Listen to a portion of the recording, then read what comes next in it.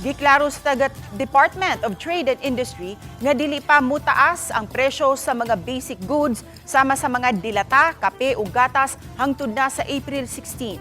Matud ni Trade Secretary Cristina Roque, gisiguro sa mga manufacturer ug retailer nga adunay igong supply sa sardinas, corned beef, cup noodles, bottled water, kape, gatas ug pipila ka mga dairy products ug kandila.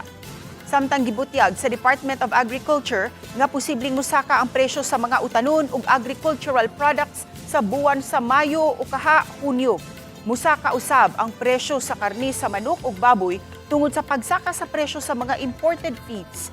Apektado ang produksyon sa feeds sanglit misaka ang presyo sa krudo. Musaka usab ang presyo sa mga isda. Tungod kay pipila na lang ka mga mananagat ang mga isda tungod sa kamahal sa krudo. Samtang di paabot sa National Price Coordinating Council ang pag-aprobar ni Presidente Bongbong Marcos Jr. sa gisugyot nga 50 pesos matag kilo nga price cap sa mga imported rice aron mapugnan ang pagsaka sa presyo niini sa merkado.